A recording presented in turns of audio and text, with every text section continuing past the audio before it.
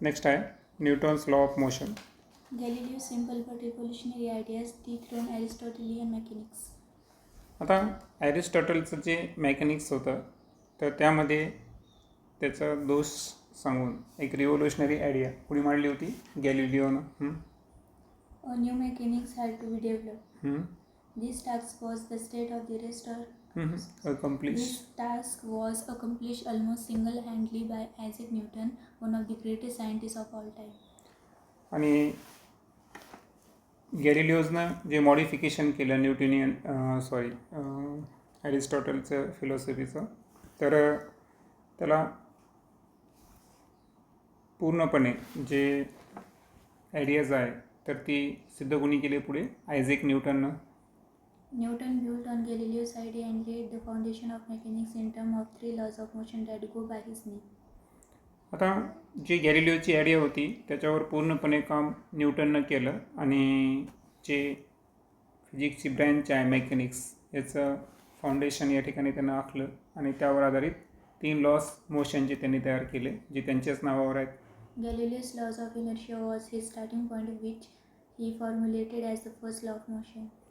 आणि आता आपण न्यूटनच्या फर्स्ट लॉ ऑफ मोशनबद्दल बोललेलो आणि फर्स्ट लॉ ऑफ मोशन जे आहे तर त्याला आपण गॅलिलिओज लॉ ऑफ इनर्शियासुद्धा म्हणू शकतो. Every body continues to be in a state of rest or of uniform motion in a straight line unless compelled by some external force to act otherwise. मग एखादी body आहे ती कायम स्टेट ऑफ रेस्ट किंवा uniform मोशनमध्येच म्हणजे आहे त्याच मोशनमध्ये राहते अलॉंग द स्ट्रेट लाईन जोपर्यंत त्याच्यावर एखादं एक्सटर्नल अनबॅलेन्स फोर्स कार्य करत नाही. The state of rest or uniform linear motion both implies zero acceleration. आता स्टेट ऑफ रेस्ट आणि युनिफॉर्म लिनियर मोशन या दोन्हींचं वैशिष्ट्य आहे की स्टेट ऑफ रेस्टमध्ये व्हेलोसिटी 0 असते आणि युनिफॉर्म लिनियर ॲक्सिलरेशनमध्ये व्हेलोसिटी कॉन्स्टंट असते आणि दोन्ही केसेसमध्ये जे ॲक्सिलरेशन आहे ते कसं असणार 0 असणार. The first law of motion can therefore be simply expressed as if the net external force on a body is 0, its acceleration is 0. Acceleration can be non-zero only if there is a net external force on the body. So यावरून आपल्याला सांगता येईल की कोणत्याही बॉडीवर net external force हा 0 केव्हा असतो जर ॲक्सिलरेशन 0 असेल तर, किंवा एखाद्या बॉडीचं ॲक्सिलरेशन हे नॉन झिरो आहे हे केव्हा शक्य आहे जर त्या बॉडीवर एखादं नेट एक्सटर्नल फोर्स जर कार्य करत असेल तर निश्चितच अशा वेळेस त्याचं ॲक्सिलरेशन हे नॉन झिरो असणार. Two kinds of situations are encountered in the application of this law in practice. आता 2 प्रकारच्या सिच्युएशन्स यामध्ये आपण डिस्कस करायलो. एक जी आपल्याला माहीत आहे की स्टेट ऑफ रेस्ट आणि दुसरा आहे uniform linear motion.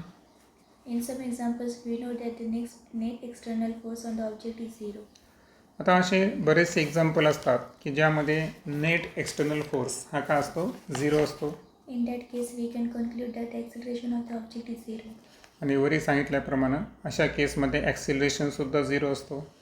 For example, a spaceship out in interstellar space, far from all other objects and with all its rockets turned off, has no net external force acting on it. आता एक example दाखवलं या ठिकाणी. एक spaceship आहे तो कुठं आहे सध्या इंटरस्टेलर स्पेसमध्ये आहे. 2 ग्रहांच्या दरम्यान जी जागा असते. Far from all other objects म्हणजे आता दुसऱ्या ऑब्जेक्ट्सची त्याचा काही संबंध नाही आणि with all it's rocket turn off आणि त्याचं जे इंधन आहे ते जर आपण बंद केलं तर निश्चितच अशा केसमध्ये त्यावर ॲक्ट होणारा external force net external force हा काय असणार 0 असणार. Its acceleration according to the first law must be 0. मग आता कोणत्याही प्रकारचा एक्सटर्नल फोर्स ॲक्ट होत नाही याचा अर्थ अशा केसमध्ये त्या स्पेसशिपवर जो ॲक्सिलरेशन आहे ते सुद्धा काय असलं पाहिजे 0च असलं पाहिजे. If it is in motion, it must continue to move with a uniform velocity.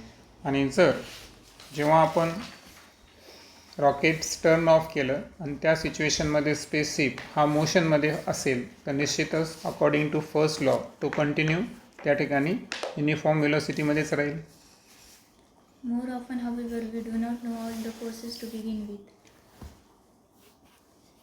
आता असं असेल तरी या ठिकाणी बऱ्याच वेळेस आपल्याला हे माहीत नसतं की ॲक्च्युअल जे फोर्सेस अप्लाय व्हायले त्याची सुरुवात कशी होती.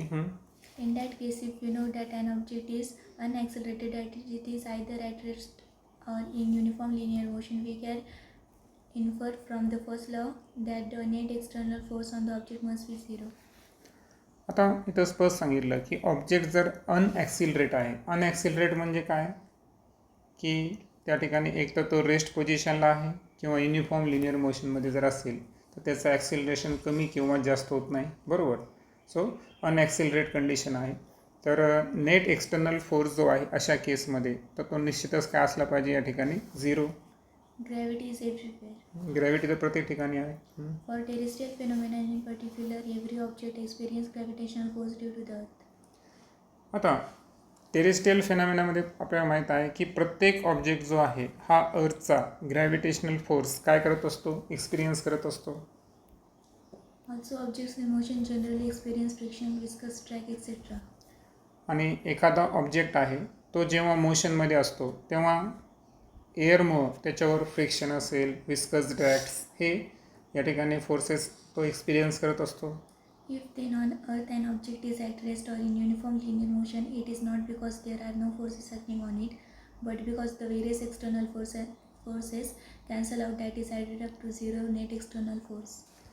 मग आता प्रश्न असा आहे की अर्थवर एखादा ऑब्जेक्ट रेस्ट पोझिशनला आहे किंवा एखादा ऑब्जेक्ट युनिफॉर्म लिनियर मोशनमध्ये आहे तर याचा अर्थ काय आहे. तर याचा अर्थ असा नाही की त्या ऑब्जेक्टवर कोणतंच फोर्स कार्य करत नाही. उलट त्याचा अर्थ काय आहे की त्या बॉडीवर अनेक प्रकारचे एक्सटर्नल फोर्सेस ॲक्ट व्हायले, मात्र ते एकमेकांना काय करायले, कॅन्सल करायले. So net external force zero आहे, नो फोर्स असं म्हणू शकतो का आपण, नाही.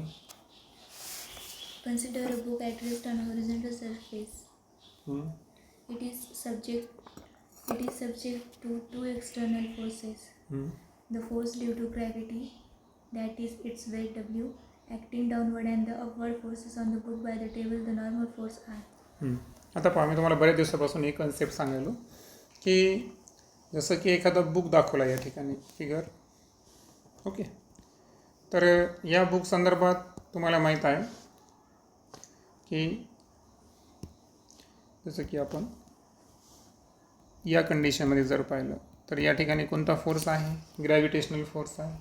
परंतु त्यालाच बॅलेन्स करण्याला इक्वल अँड अपोजिट फोर्स, तर तो कोणता फोर्स असतो, नॉर्मल फोर्स, बरोबर. हे तुम्हाला या अगोदर पण एक्सप्लेन केलेलंच आहे. तोच पॉईंट इथं आलेला आहे की जेव्हा ही बुक जे आहे हे रेस्ट पोझिशनला आहे तर आपण अगोदरच काय सांगितलं की पृथ्वीवर आहे याचा अर्थ त्याच्यावर कोणताच फोर्स करत नाही असं आहे का, नाही. तर नेट एक्सटर्नल फोर्स झिरो आहे. म्हणजे जरी आता त्याच्यावर ग्रॅव्हिटेशनल फोर्स या ठिकाणी ॲक्ट होत असेल पण त्याला इक्वल अँड अपोजिट डायरेक्शनमध्ये कॅन्सल करणारा कोणता फोर्स होता, नॉर्मल फोर्स, जो की अपवर्ड डायरेक्शनने ॲक्ट होत होता. R is a self-adjusting force. मग हा जो नॉर्मल फोर्स आहे हा कसा आहे, सेल्फ ॲडजस्टिंग फोर्स आहे. This is an example of the kind of situation mentioned above. The forces are not quite known fully, but the state of motion is known. आता forces जे आहेत are not quite known fully, म्हणजे त्यांची आपण पूर्ण माहिती घेऊ शकत नाही, परंतु आपण एखाद्या ऑब्जेक्टची स्टेट ऑफ मोशनची माहिती घेऊ शकतो. We observe the book to be at rest. आता आपण डोळ्यानं काय बघू शकतो, बुकची स्टेट ऑफ मोशन बघितली ना, की बुक जो टेबलावर आहे तो कोणत्या पोझिशनला आहे, रेस्ट पोझिशनला. त्याच्यावर कोणकोणते फोर्स ॲक्ट होतात ते आपण पाहू शकतो का, नाही. Therefore, we conclude from the first law that the magnitude of R equals that of W. मग आपल्या केसमध्ये नॉर्मल फोर्स आणि ग्रॅव्हिटेशनल फोर्स या दोघांचं मॅग्निट्यूड कसं असलं पाहिजे, सारखं. A statement often encountered is, since W is equal to R, forces cancel and therefore the book is at rest. मग बुकचं जे वेट आहे अर्थातच ग्रॅव्हिटेशनल फोर्स आणि नॉर्मल फोर्स, तर ते इक्वल अँड अपोजिट आहे. त्या फोर्सेसने एकमेकांना कॅन्सल केलं आणि दॅट्स वाय बुक जे आहे ते कोणत्या पोझिशनला आहे, रेस्ट पोझिशनला आहे. This is incorrect reasoning. The correct statement is, since the book is observed to be at rest, the net external force on it must be zero, according to the first law. आणि वरती आपण सांगितलं की W आणि आरनं एकमेकांना cancel केलं, तर हे सांगणं इनकरेक्ट रिझनिंग होईल. करेक्ट रिझनिंग काय आहे की बुक जे आहे त्याची रेस्ट पोझिशनला आहे. तर अशा वेळेस आपण एकच गोष्ट मेन्शन करायची की नेट एक्सटर्नल फोर्स काय आहे, 0 आहे. This implies that the normal force R must be equal and opposite to the weight W. आणि नेट एक्सटर्नल फोर्स 0 आहे म्हणजे याचा अर्थ आपल्या लक्षात येईल की दोन्हींचे डायरेक्शन एकमेकांच्या अपोजिट आहेत आणि दोघांची व्हॅल्यू एकमेकांच्या सारखी आहे. म्हणजे नॉर्मल फोर्स R आणि वेट W हे इक्वल आहे, अपोजिट आहे. Consider the motion of a car starting from rest, picking up speed and then moving on a smooth straight road with uniform speed. आता G B figure आहे तर त्यामध्ये तुम्हाला एक कार आहे, तिचं मोशन दाखवलेलं आहे की ती कार रेस्ट पोझिशनपासून स्टार्ट होते, त्यानंतर एक विशिष्ट प्रकारे ती पिकअप घेते म्हणजे ॲक्सिलरेट होते आणि त्यानंतर ती कार स्मूथ होरिझॉन्टल रोडवर युनिफॉर्म स्पीडनं ट्रॅव्हल करते. When the car is stationary, there is no net force acting on it. आता जेव्हा कार स्वतः स्टेशनरी होती तर बुकसारखं तिची कंडिशन असणार म्हणजे no net external force act on it. During pickup, it accelerates. आता स्पीड वाढवत असताना म्हणजे पिकअप घेत असताना स्पीड इन्क्रीज होते. स्पीड इन्क्रीज होते या काय म्हणतो आपण, ॲक्सेलरेट झाली. This must happen due to a net external force.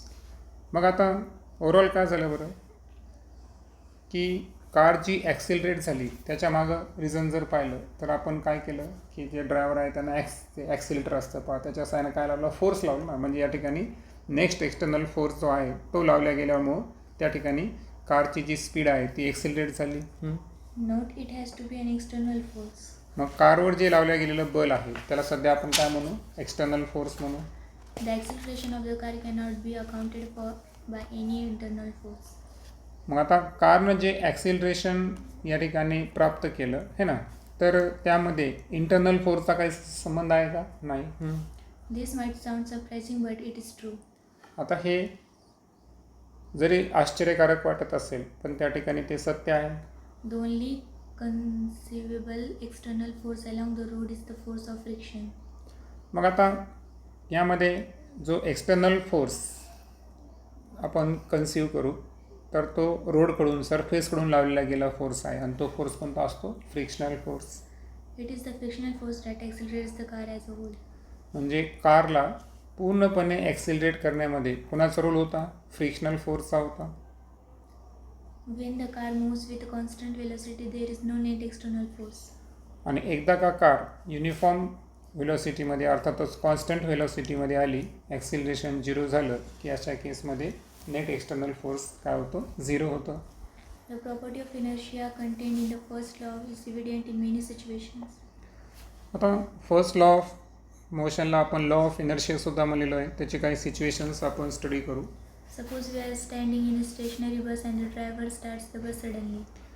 आता आपण स्टेशनरी बसमध्ये बसलेलो आहोत आणि ड्रायव्हरनं अचानकपणे स्टार्ट केली suddenly. We get thrown backward with a jerk. मग आपण मागच्या साईडला ढकललं जातो, बरोबर. बस पुढे जाताना आपण मागच्या साईडला ढकललं जातो. हे का झालं, Our feet are in touch with the floor.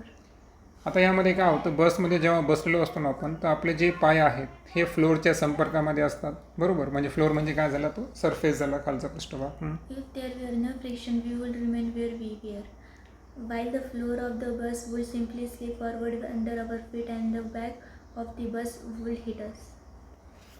आता एक लक्षात घ्या की तिथं जर फ्रिक्शन नसतं ना आणि बस जर अचानक चालू झाली असती तर वी विड रुमेन फेअर वी आर, म्हणजे आपण जिथं होतो तिथंच राहिलो असतो, मागं ढकललं गेलो असतो का, नाही, जर फ्रिक्शन नसतं तर. परंतु इथं काय झालं की जे बसचा फ्लोअर आहे, बरोबर आहे का, the bus would simply slip forward under our feet, म्हणजे तो जो बसचा सरफेस आहे तो पुढे ढकलला जातो आपल्या फीटच्या, and the back of the bus would hit us, आणि बसचा जो बॅक फोर्स असतो तो आपल्याला हिट करतो.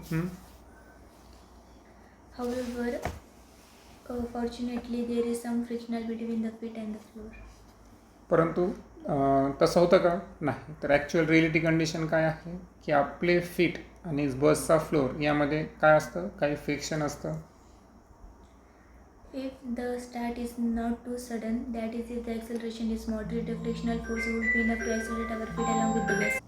आता इथं सांगितलं की बस जर सडनली स्टार्ट नसती झाली, अर्थातच बसचं ॲक्सिलरेशन जर मध्यम स्वरूपाचं आहे, हलक्या स्वरूपाचं आहे, मॉडरेट स्वरूपाचं, तर अशा वेळेस फ्लोअर आणि फीट यामध्ये फ्रिक्शनल फोर्स हा इनफ आहे कशासाठी, to accelerate our feet along with the bus. म्हणजे जसं बसचं ॲक्सिलरेट व्हायलं तसंच आपले फीटसुद्धा ॲक्सिलरेट झाले असते. पण अशा वेळेस बस जी स्टार्ट व्हायली ती फार सडन पाहिजे का, नाही, ॲक्सिलरेशन जर मॉडरेट राहिलं असतं तर. But our body is not strictly a rigid body. पण आता आपली बॉडी जी आहे ही रिजिड बॉडी नाही आहे. It is deformable, that is, it allows some relative displacement between the different parts. आता बॉडी आपली रिजिड बॉडी नाही आहे तर ती डिफॉर्मेबल बॉडी आहे. तर डिफॉर्मेबल बॉडी म्हणजे काय, की बॉडीमध्ये काही पार्टचं रिलेटिव्ह डिस्प्लेसमेंट होऊ शकतं. जसं की आपले पाय हल्ले, पूर्ण बॉडी हलवायची गरज आहे का, नाही, तर आपली बॉडी डिफॉर्मेबल आहे. What this means is that while our feet go with the bus, the rest of the body remains where it is due to inertia. म्हणजे जरी त्या ठिकाणी आपले जे फीट आहे हे बससोबत पुढे गेले तरी बाकीची जी बॉडी आहे ती आपली कशी राहणार, त्या ठिकाणी रिमेन राहणार, तिथेच राहणार. आणि याच्या मागचं कारण जर पाहिलं तर तिथं इनर्शिया पण आहे आणि बॉडीचे रिलेटिव्ह डिस्प्लेसमेंटसुद्धा आहे, कारण आपली बॉडी डिफॉर्मेबल आहे. Relative to the bus, therefore, we are thrown backward. आणि याच रिझनमुळं रिलेटिव्ह टू द बस, जसं बस पुढे जाते तर तशा पद्धतीनं आपली जी बॉडी आहे ती कुठं होते, थ्रो बॅकवर्ड, मागच्या बाजूला ढकलल्या जाते. As soon as that happens, however, the muscular forces on the rest of the body by the feet comes into play to move the body along with the bus. आणि जेव्हा relative to the bus आपण backward throw केला जातो तर अशा वेळेस काय होतं की जे मस्क्युलर फोर्सेस आहे तर आपली on the rest of the body, okay, म्हणजे फीटकडून जे मस्क्युलर फोर्स आहे तो ॲक्ट होतो अदर बॉडीच्या पार्ट्सवर. आणि अशा वेळेस we move the body along with the bus, आणि बाकी आपलं बॉडी जी आहे ती बसच्या अलॉंग विथ काय होते, मूव होते. A similar thing happens when the bus suddenly stops. आणि अशाच प्रकारचा एक्सपिरियन्स आपण केव्हा फील करू शकतो, जेव्हा बस काय होते, सडनली स्टॉप होते. Our feet stop due to the friction which does not allow relative motion between the feet and the floor of the bus.